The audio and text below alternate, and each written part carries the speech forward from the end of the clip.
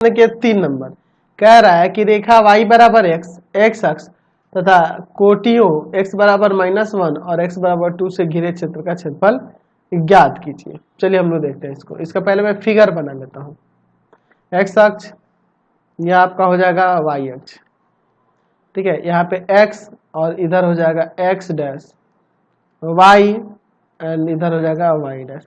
y बराबर x की बात करूं तो उसका ग्राफ कुछ इस तरह से जाता है। वैसे आप जूनियर क्लासेस में पढ़े हुए y बराबर x का ग्राफ है ना, 1 1 2 2 3 3 यही पॉइंट होंगे तो ऐसे ही ना जाएगा जी। लेकिन इतना तो अब आपको समझना होगा। x बराबर -1 यहाँ ले लेते हैं, x बराबर 2 जो होगा इससे डबल यहाँ पे आ जाता है, मान लेते हैं, ठीक है। तो यह x बराबर -1 के लिए हो गया और इधर x बराबर 2 के लिए हो गया, समझ गए ना। चलिए x बराबर में 2 और यह x बराबर में -1, x बराबर में -1, ठीक है। तो हम यहाँ देख रहे हैं y बराबर x यह है, x बराबर -1 है, x बराबर 2, इनसे घिरा हुआ क्षेत्र यह भी है और यह भी है। तो इन टोटल का, इन दोनों का क्षेत्रफल निकालना है। इसका नाम देते हैं O, यहाँ पे A, यहाँ पे B, यहाँ पे C, यहाँ पे D।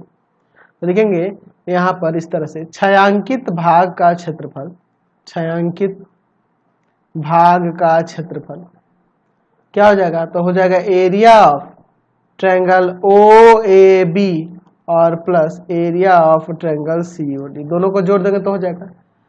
OAB जो है ना एक्स अक्ष के नीचे की तरफ है, तो यहाँ पे देखो -1 to 0, ये देखो ये इसका निर्देशांक होगा क्योंकि यहाँ -1 है ना जी, -1, 0 और इसका निर्देशांक आपका 2, 0 होगा।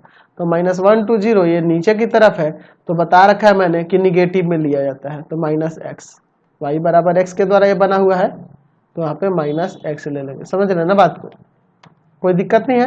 ये नीचे की ओर है, x अक्ष नीचे की ओर बना है ना जी, इसीलिए मैं यहाँ y बराबर में -x रखूंगा, ठीक है। तो -x dx और फिर प्लस ये पॉजिटिव में बना है 0 to 2 x dx। समझ में आया मैंने क्यों ऐसा किया, क्योंकि ये x अक्ष के नीचे की ओर है इसलिए माइनस लगाना पड़ा।